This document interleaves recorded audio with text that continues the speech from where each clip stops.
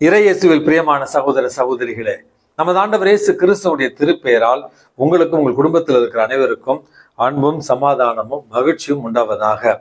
அன்புமிக்கவர்களே, August மாதம் 7ஆம் தேதி தாயாம் திரு அவை புனித கயத்தான் என்பவருடைய நினைவு நாளை கொண்டாடுகிறது.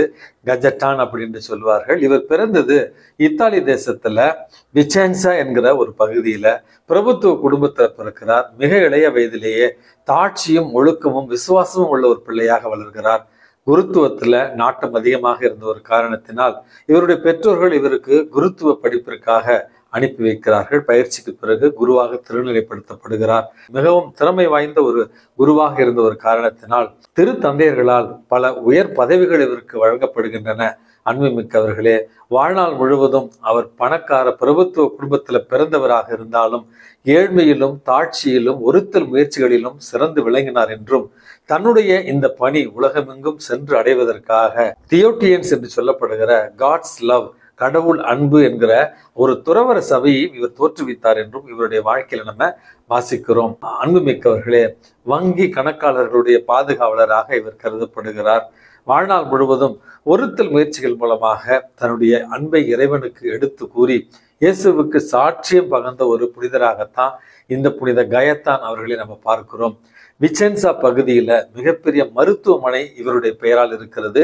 அந்த மருத்துவமனை இவரால் தொடங்கப்பட்டது என்று சொல்லுகிறார்கள். நான் இத்தாலியில படித்த நேரத்துல இந்த பகுதிக்கு தான் என்னுடைய பணிக்காக செல்வது வழக்கம் வார இறுதி நாட்களில். அன்புமிக்கவர்களே, புனித கயத்தான் என்று சொன்னாலே அந்த பகுதி மக்களுக்கு ஒரு பெருமை.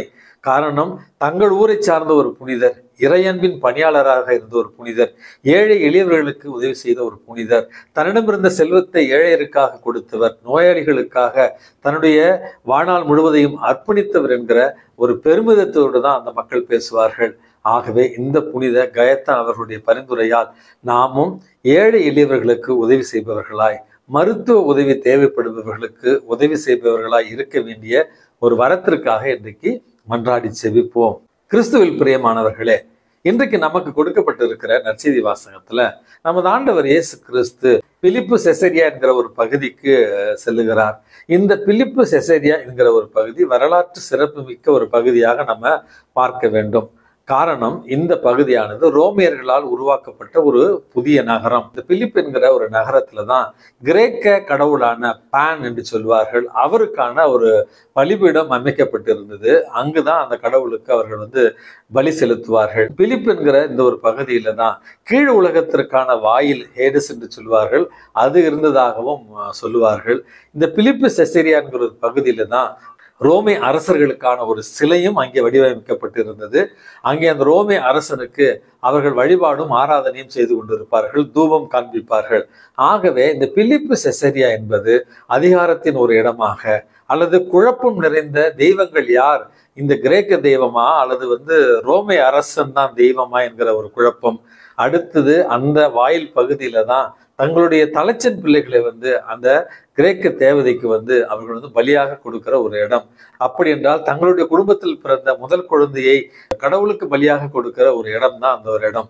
இப்படியாக மத ரீதியாக, அதிகார ரீதியாக குழப்பம் நிறைந்த ஒரு பகுதியில தான் நமது ஆண்டவர் இயேசு கிறிஸ்து தன்னுடைய சீடர்களை அழைத்து சென்று மக்கள் என்னை யார் என்று சொல்லுகிறார்கள் என்று மிக தெளிவான ஒரு கேள்வியை கேட்கிறார்.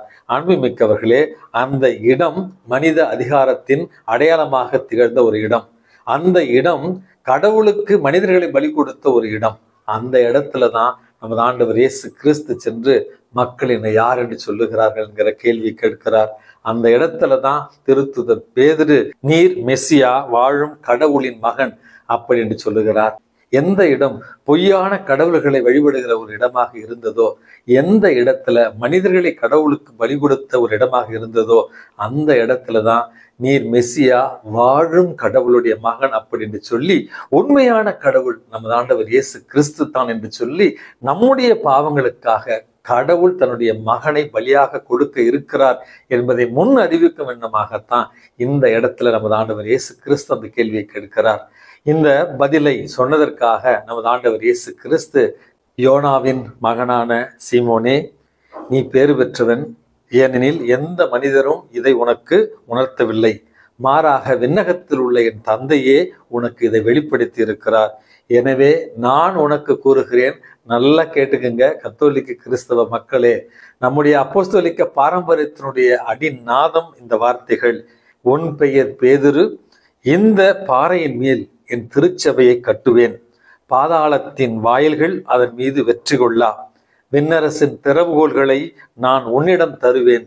மண்ணுலகில் நீ தடை செய்வது விண்ணுலகிலும் தடை செய்யப்படும், மண்ணுலகில் நீ அனுமதிப்பது விண்ணுலகிலும் அனுமதிக்கப்படும் என்கிற வார்த்தைகளைத்தான் இன்றைக்கு நமது ஆண்டவர் இயேசு கிறிஸ்து பேதுருவை பார்த்து சொல்லுகிறார். இன்றைக்கு பல பிரிவினை சபைகளில் அல்லது பெந்தகோஸ்தே சபைகளில் நாங்கத்தான் உண்மையான கிறிஸ்தவர்கள், இயேசு எங்களுக்கு மட்டும்தான் மீட்பு கிடைத்திருக்கிறது அப்படி என்று பிதற்றி கொண்டிருக்கிற நேரத்துல விவிலியம் எவ்வளவு தெளிவாக சொல்லி இருக்கிறது.